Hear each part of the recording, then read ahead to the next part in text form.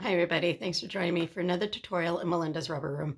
I'm Melinda Pierce, I'm an independent Stampin' Up! Demonstrator, and I'm here today to show you how to make this card. This is a fun expanding fold card, and it kind of has that floating mechanism in the middle, so the two bases are not connected other than this piece in the middle. It does have these two pieces here that you can slide out and add your sentiments or your write your personal messages. You could also slide a gift card in here.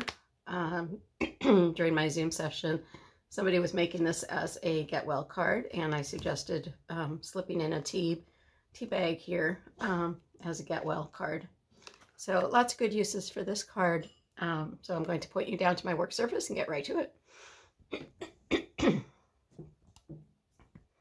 So this is a card that I showed during my Wednesday Zoom session. I do have free Zoom sessions every Wednesday from 10 a.m. to noon Pacific time, and you're all welcome to join me. Those sessions are free, and you can use whatever supplies that you have. If you would like me to provide a card packet, which includes all of the supplies to make the card, I do provide those as well. And you can get all that information on my Facebook page at Melinda's Rubber Room on Facebook.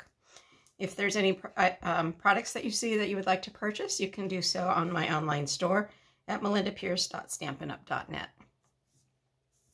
Okay, so I do have all the instructions right here, all of the measurements, and I do provide these ahead of time for my Zoom sessions. That way, if you'd like to make the card with me, you can do so, and then I can walk you through any issues that you might have. And it's also a great time to just get together and talk all kinds of stamping stuff and personal items that we seem to always get into. So it's a great way to socialize with fellow stampers. Okay, so I'm going to start with my base pieces. These are two pieces of white cardstock that measures 4 1/4 by 5 1/2. And I have something sticky on this side already.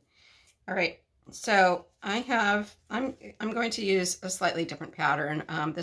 The Designer Series paper that I used is from the Flowering Fields Designer Series paper that's in the mini catalog. This is scheduled to retire shortly. So if you see this and it's still available on my online store, then go ahead and purchase it as soon as possible. Some of those items that are being retired are selling out, so be sure you look into that and purchase those as soon as possible. So that is the Designer Series paper that I used on this card. The sample that I'm doing today is also from that same Designer Series paper. Obviously a very different look to it. So let's see how this one goes together. Okay, so I am using Pretty Pink. Is that what it is? Yes, Pretty Pink instead of the Rich Razzleberry. So I'm going to go ahead and add my mats to my white cardstock. And you'll notice the measurements are a little bit different than what I normally do. I normally do a 1/4 inch difference between the mat and the base of the card. But I just wanted a little bit of this mat showing. So it is cut a little bit bigger than my Designer Series paper and a little bit smaller than my base of the card. Okay, so then I'm going to attach the Designer Series paper to this, and this is 4 inches by 5 1/4.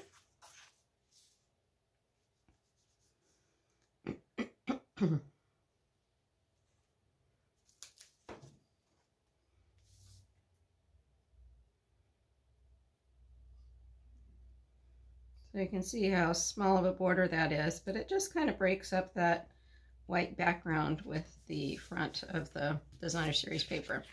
Okay, so this is going to be the front piece of my card. So that's this piece here. And when you open it up, you'll see that it also is decorated. So I'm going to turn this over and go ahead and add another mat.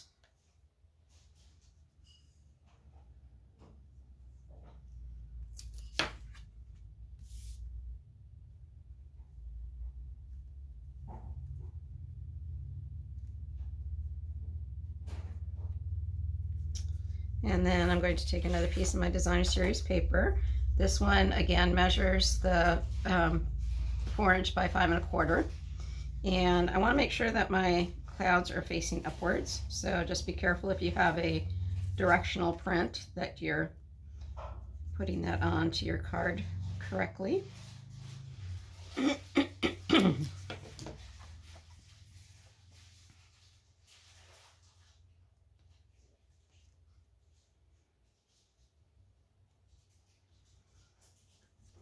Okay, so there is the front and the inside of my front. And then I'm going to do my back piece. So again, I'm taking my white cardstock and my petal pink.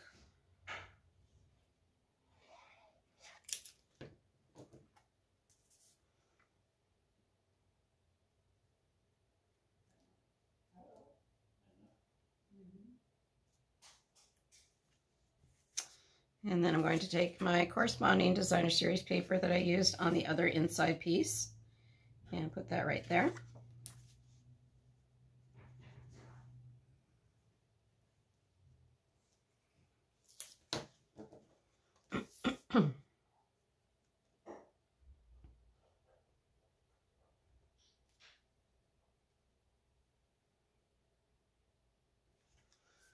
Just like so.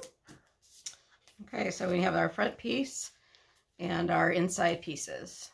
Okay, so now we're going to work on the expanding mechanism. So we're going to do this piece here, and we're going to start with a 12" by 3" piece of cardstock that is okay, expanding piece, white cardstock, 12" by 3", and it's scored at 3 inches, 6 inches, and 9 inches. And then what we're going to do is measure up 1 or 1½ inches. It depends on how much Designer Series paper you want to use. I'm just going to use 1 inch, and I'm going to just mark that with a little pencil mark.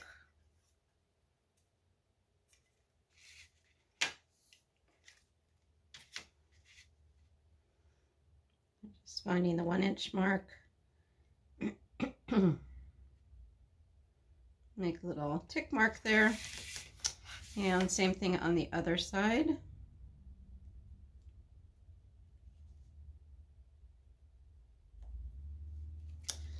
Then I'm going to bring in my paper cutter, and I'm just going to cut from this first score line down to that pencil mark.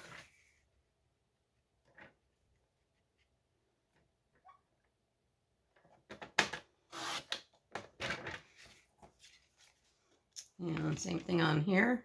Pencil marks right there. My first score line is there. Just lining those up on that cutting channel and slicing off that corner. Okay. And then we have our square pieces. These are going to go right in there. And these measure 2 3/4 by 2 3/4. So you need 4 pieces of those. And what we're going to do is replicate this triangle here, or this angle. So I'm going to take one of the pieces and just lay it down on your expanding piece like so. Or you can do it like this if that's easier to see. And what I'm doing is I'm lining up this corner of the Designer Series paper, this corner here, with this angle. So I'm just going to lay it down on like that. Make sure that that square is straight on that section there. So you want to make sure that this edge here is the same as this edge here. And then we're just going to take a scissor, I'm going to turn it over and cut that off.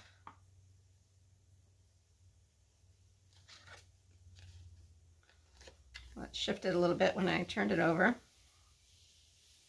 Just straighten it up a little bit.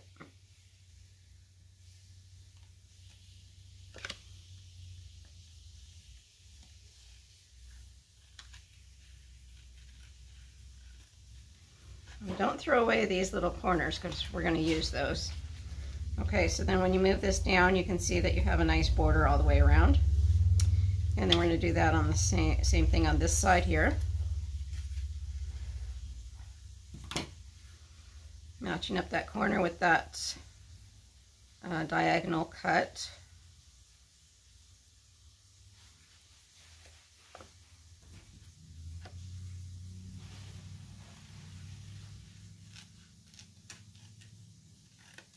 There we go. Okay, we're going to save those little off pieces. And then all we have to do is glue these pieces into place.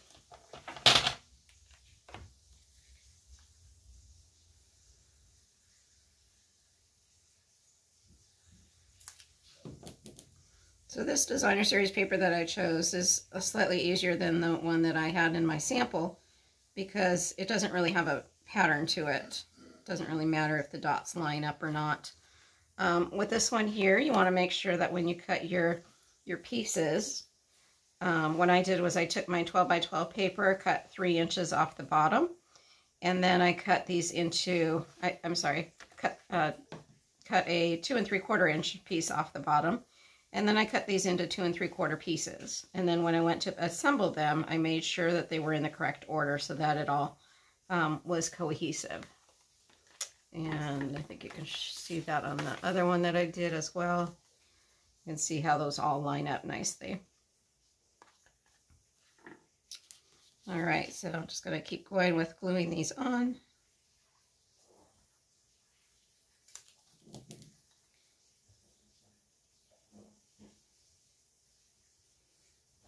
Again, if you're new to my channel and you haven't joined my Zoom sessions, feel free to join us 10 a.m. to noon on Wednesdays at specific time.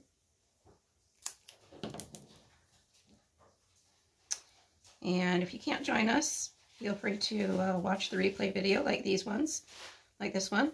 And if you'd like to order a card kit, just let me know and I can get one in the mail for you. You can get all that information on my YouTube channel, on my Facebook page at Melinda's Rubber Room as well.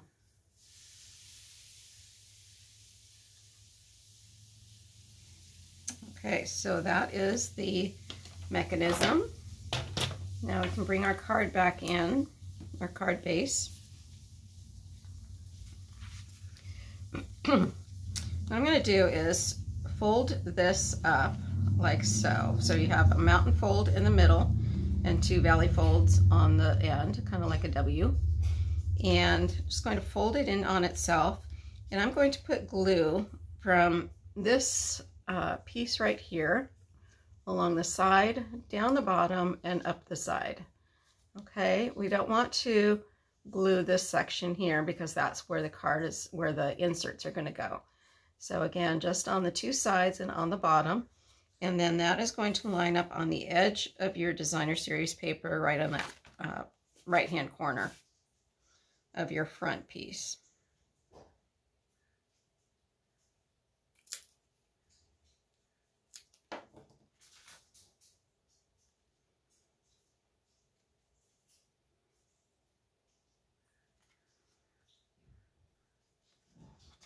Just like so. And then we're going to do the same thing with this piece that's on top, just putting glue on the 2 sides and the bottom.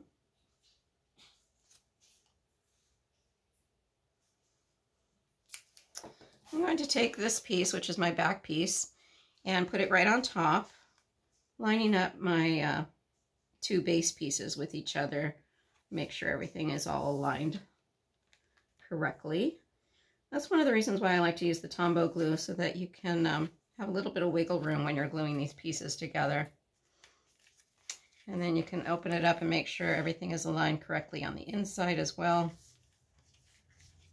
All right, so there is my folding mechanism attached to the card. And then I have the corner pieces that I had cut off that way.